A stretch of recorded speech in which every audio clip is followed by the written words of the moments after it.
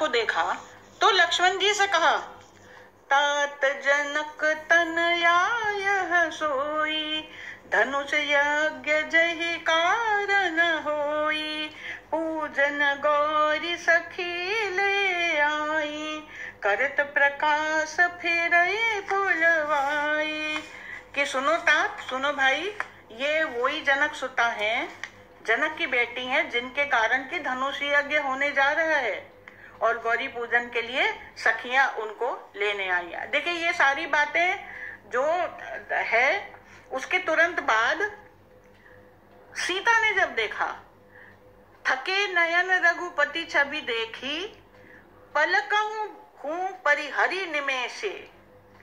जो उन्होंने देखे रघुपति को, छवि देखी, तो पलक ने परिहरि निमेषे, उनकी पलक में से भी निमेष चले गए। लोचन मग राम ही उर आनी, दीने पलक कपाट सयानी। जब देखा तब तो एक टक, देखिए दोनों बातें हैं, जब देखा तब तो एक टक देखते रह गई। जो जैसे एक भाव होता है कि एक ही हो जाने का, कि हाँ ये इतने अच्छे हैं, इतने सुंदर हैं, लेकिन इसके साथ ही क्या है अगली चौपाई में, सकुच सीय तब नयन उघारे, सन्मुख दो रघु सिंह निहारे। नख सिक देखी राम के शोभा, राम की शोभा देख ली, लेकिन वो खुश नहीं हुई मन में, मैंने एकदम मन ऐसे बल्लियों उछलने नहीं लगा, क्योंकि सुमेरी पिता पनु मनि अति क्षोभा, उनके मन में क्षोभ हुआ, उनको पिता का वचन याद आ गया, मेरा ब्याह तो उसी से होगा जो धनुष तोड़ेगा, मैं इस पर पुरुष से इतना लगाव रख के क्यों क्या करूंगी क्या ये उचित होगा। अपने मन में एक बार ये विचार आया उनके कि पिता का पन जो है, पिता का जो प्रण है, वो याद करके, लेकिन फिर भी राम के प्रति देखिए प्रीत पुरातन, एक जगह ये भी आया है कि नारद का वचन उन्हें याद आया, प्रीत पुरातन याद आ गई। देवी क्षीर सागर की वाटिका में आज मिली, दृष्टि एक दूसरे को रह गई निहारती, मर्यादा सिंधु राम विचलित से दीख पड़े, धीरमती सीता भी धीरज धन हारती। राजा का, राम का सबसे बड़ा गुण है मर्यादा। वो पुरुष में उत्तम है, लेकिन ऐसे ही पुरुषोत्तम नहीं है, वो मर्यादा पुरुषोत्तम है, तो उनका गुण ही मर्यादा है। और सीता का गुण क्या है, धीरमती, धीरज सीता का गुण है, लेकिन इस समय वो भी मर्यादा भूल गए, क्योंकि सीता ने लुभा लिया और सीता ने धीरज खो दिया। अरे अब क्या होगा, क्योंकि धनुष यज्ञ में पता नहीं, ये पहले तो बात है, आएंगे कि नहीं आएंगे, तो धनुष तोड़ेंगे कि नहीं, ऐसी शंका मन में आई। तो लेकिन जब उन्होंने राम को देखा, राम मग, लोचन मग से राम को उर में रख लिया, आंखों से देख के राम को अपने हृदय में बसा लिया। फिर वो एकदम घबरा गई, कह रहे निमिष तो निकल गए, मतलब आंख पलक तो बंद नहीं हो रही, कहीं ये हृदय में से फिर वापस न निकल जाए वापस, तो उन्होंने झट से अपनी पलक बंद कर ली। दीन पलक कपाट सयान, दीने बंद कर लिए अपने तुरंत कपाट। देखिए कितनी अच्छा भाव है, उनको नेत्रों से हृदय में बसाए। कहाँ बसाया, देखिए अभी हम बार बार इस बात को बता रहे हैं, केवल भावना के और भाव के स्तर पर प्रेम हो रहा है। उन्होंने अपने हृदय में उनको बसा लिया, और हृदय से वो, इसके आगे पीछे कोई बात सोच ही नहीं रहा, और हृदय से कहीं वो भाग ना जाए, निकल ना जाए, बाहर ना हो जाए किसी कारण, तो उन्होंने अपने कपाट नयन को उन्होंने फिर से मूंद लिया। और फिर सखियों ने कहा कि चलो चलो पहले पूजा कर लेते हैं। प्रभु जब जात जानकी देखी, सुख स्नेह शोभा गुण खानी। उन्होंने क्या कहा कि जा रही हैं ये सुख स्नेह शोभा की ये खान है, और प्रेम में मृदु हैं, चारु चित्त भीति। उन्होंने क्या करा कि अपने चित्त की भीति पे, भीति मतलब जिसपे लिखते हैं दीवार या जो एक कैनवस समझिए, उसके ऊपर उन्होंने क्या लिखा, प्रेममय को मसी बना लिया। मसी माने स्याही, प्रेम को स्याही बना के अपने हृदय की भित्ति पर उन्होंने लिख दिया, सीता जी का चित्र बना लिया। सीता जी ने उनको अपने हृदय में धारण कर लिया। देखिए, इतना पावन प्रेम, इतना शुद्ध प्रेम, इतना उच्च स्तर का प्रेम उन्होंने केवल अपने हृदय में स्थापित किया है। शंका मन में है, और रामचंद्र जी ने प्रेम की स्याही से सीता की छवि को अपने हृदय पर अंकित कर लिया है उन्होंने। फिर गई भवानी भवन बिहोरी, बंदी चरण बोली कर जोरी। फिर जब सीता जी गई भवानी के मंदिर में, भवानी के मंदिर में उन्होंने पूजा करी। आप लोग सब पूजा जानते हैं, ये हमेशा पढ़ा जाता है, ये उनकी प्रार्थना। पूजा उस देवी की करी जाती है जब वो चाहते हैं कि विवाह संपन्न हो किसी कुंवारी का, तो कुंवारी देवी की ही पूजा की जाती, कुंवारे रूप में उनका होती है। तो जब यहाँ जो देवी की प्रतिमा लगी है उसकी वंदना इन्होंने कैसे करी? जय जय गिरिबर राज किशोरी, जय महेश मुख चंद चकोरी, जय गज बदन षडानन माता, जगत जननी दामिनी दुति गाता। कुंवारी रूप में तो करी। जय जय गिरिवर राज किशोरी, किशोरी हैं आप, गिरिवर की किशोरी हैं, बेटी हैं, आपका प्रणाम है, जय हो आपकी। फिर कौन से रूप में प्रार्थना करी? जय महेश मुख चंद चकोरी, आप महेश के कमल रूपी मुख की चकोर हैं। मतलब एक वैवाहिक स्त्री की तरह पहले बेटी की तरह प्रार्थना करी, फिर महेश मुख की चकोरी की तरह प्रार्थना करी, फिर माता रूप में प्रार्थना करी। जय गज बदन खड़ानन माता, आपके दो पुत्र हैं, आपकी माता है। पूरी जो एक औरत की, एक महिला का जो एक रूप होता है, वो एक पूरा समग्र रूप देवी आप में स्थापित है। मैं आपके अच्छा, हर रूप का आशीर्वाद अलग तरीके से होगा। जो कन्या पूजते हैं, कन्या अलग तरीके से आशीर्वाद देती है। जो विवाहित स्त्री, जो सुहागिनों की पूजा होती है, वो अलग तरीके से आशीर्वाद देती हैं।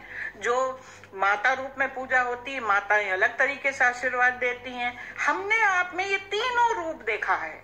आप पूरी तरीके से हमें संपूर्ण रूप से मुझे आशीर्वाद दीजिए। और नहीं तब आदि मध्य अवसाना, आपका न आदि है, न मध्य है, न अवसान है, न आपका विनाश होता है। जब सीता जी ने गौरी की पूजा करी और ये कहा, मोर मनोरथ जानहु नीके, बसहु सदा उरपुर सबही के। मैं आपसे क्या कहूँ कि मुझे कौन पसंद है, आपसे क्या कहना है? देखिए, कभी भगवान से मांगिए तो आग्रह मत करिए।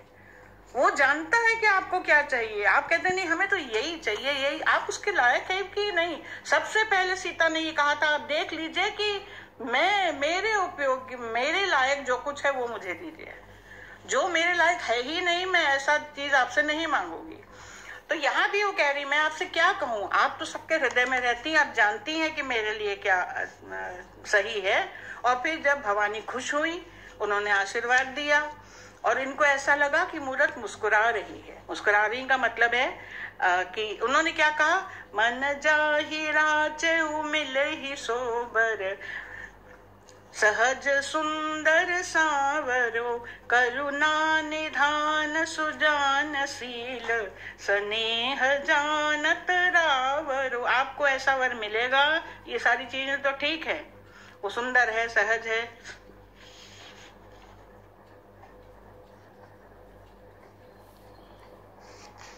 कहा कि मिले ही सोवर सुंदर सांवरो सहज। उन्होंने कहा कि आपको ऐसा वर मिलेगा जो सहज सुंदर सांवरा है। लेकिन इससे भी ज्यादा बात क्या सही थी, करुणा निधान है, सुजान है, शील है। लेकिन सबसे महत्वपूर्ण बात, स्नेह जानत रावरो, वो तुमको जानेगा, तुम्हारे स्नेह को पहचानेगा। अपनी अपनी बात हमेशा नहीं करेगा, वो प्रेम नहीं है।